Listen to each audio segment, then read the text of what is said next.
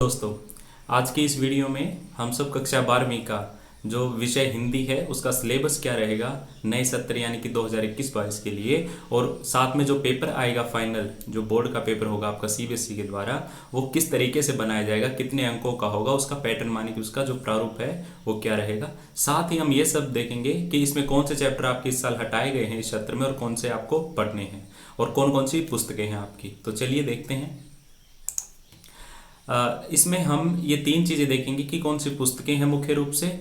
दूसरा, जो आपका आंतरिक मूल्यांकन जो विद्यालय स्तर पर या स्कूल लेवल में किया जाता है, आपके जो विषय अध्यापक होते हैं वो करते हैं, वो किस तरीके से किया जाएगा, कितने अंकों का होगा। और तीसरा, आपका जो पेपर है जो सीबीएसई लेगी, वो उसका जो प्रारूप है या पैटर्न है वो किस तरह से बांटा गया है, बनाया गया है, वो सब जानेंगे।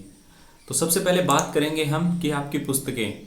तो दोस्तों, यहाँ पर कक्षा 12वीं में हिंदी आधार के लिए ये कोर के लिए है, इलेक्टिव के लिए नहीं है। हिंदी कोर के लिए 3 पुस्तकें लगी हैं। पहली आरव है आपकी, दूसरी वितान है और तीसरी है आपकी अभिव्यक्ति और माध्यम। ये कक्षा 11वीं और 12वीं में एक समान रहती है, बस इसमें कुछ पाठ हैं वो बांट दिए जाते हैं। कुछ आपको कक्षा 11वीं में पढ़े होंगे आपने और कुछ अब आप इस इस सत्र में कक्षा 12वीं में पढ़ेंगे।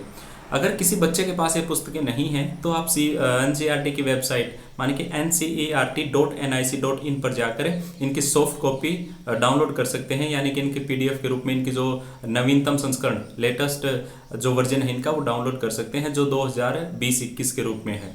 तो अब देखते हैं। अब बात करते हैं कि कौन से चैप्टर हटाए गए हैं और कौन से नहीं हटाए गए हैं।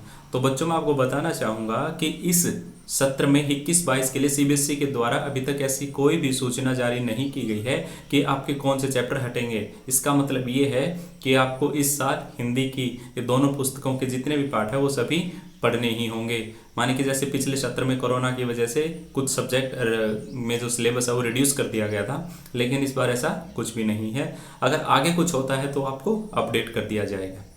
दूसरा, अब बात करते हैं हम इंटरनल असेसमेंट या आंतरिक मूल्यांकन की, जो विद्यालय के स्तर पर आपके विषय अध्यापक करते हैं। ये 20 अंक का होगा और ये 2 भागों में विभाजित किया जाता है। जो पहला भाग है आपका वो रहेगा आपका लिसनिंग एंड स्पीकिंग स्किल की जो कॉम्पिटेंसीज हैं उनके ऊपर, माने कि श्रवण और वाचन कौशल। जो दूसरा भाग है आपका वो रहेगा आपका प्रोजेक्ट वर्क या कोई परियोजना कार्य आपको दे दिया जाएगा।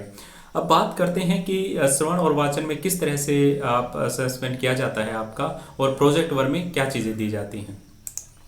तो आप देखिए, श्रवण में माने सुनना आपका 5 अंक का होगा और बोलना यानी वाचन वो भी आपका 5 अंक का होगा। सुनने में आपको कोई भी एक कविता या फिर कोई एक पठित सामग्री या वर्णित या फिर कोई एक भाषण या फिर कोई वार्तालाप, ये सब आपको सुनवाए जाएंगे। उसके आधार पर आपने उसको समझना है और सही अभिव्यक्ति के साथ आपको प्रस्तुत करना होगा।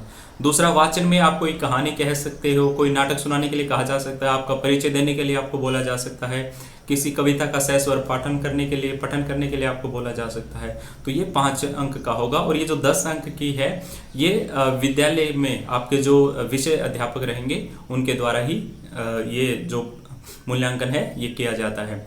दूसरा जो पार्ट है प्रोजेक्ट वर्क, ये आपको आपके अध्यापक की तरफ से दिया जाता है। ये 10 अंकों का होगा। इसमें भी कुछ अंक बांट दिए हैं।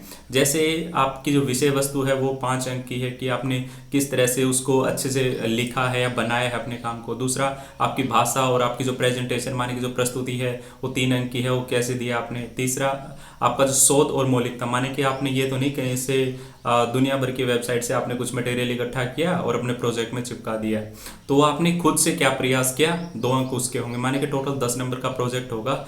ये आपको स्कूल में अपने जो विषय अध्यापक हैं उनको जमा करवाना होता है। और ये कुल मिला के जो 20 अंक हैं ये सीबीएसई को भेज दिए जाते हैं विद्यालय की ओर से। तो अब बात करते हैं कि जो लिखित परीक्षा होगी आपकी उसका प्रारूप कैसा रहेगा, उसका पैटर्न कैसा रहेगा।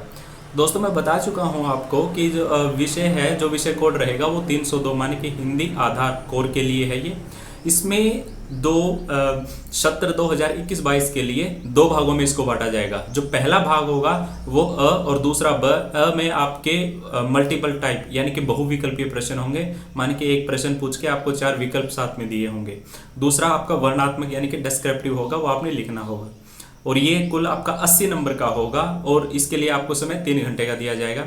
तो अब बात करते हैं कि जो 80 नंबर है उसको किस तरह से बांटा गया है।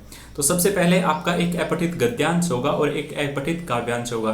ये दोनों आपसे एक एक नंबर के प्रश्न के रूप में पूछे जाएंगे। अपठित माने के जो आपने नहीं पढ़े होंगे, आपके सिलेबस में नहीं होंगे, तो ये 15 नंबर का होगा। उसके बाद आपकी जो पुस्तक है अभिव्यक्ति और माध्यम, उसमें से बहुविकल्पीय 5 प्रश्न एक एक नंबर के पूछे जाएंगे, ये 20 हो गए। उसके बाद आपकी पाठ्य पुस्तक आरोह आती है, उससे आपको पठित काव्यांश और पठित गद्यांश से 10 नंबर का प्रश्न पूछा जाएगा। पठित काव्यांश माने कि जो आपके कविताएं हैं जो काव्य खंड में से, उनमें से, और दूसरा आपका जो गद्य खंड है उनमें से 5 प्रश्न, यानी कि कुल 10 प्रश्न आपसे पूछे जाएंगे, 10 अंक का होगा।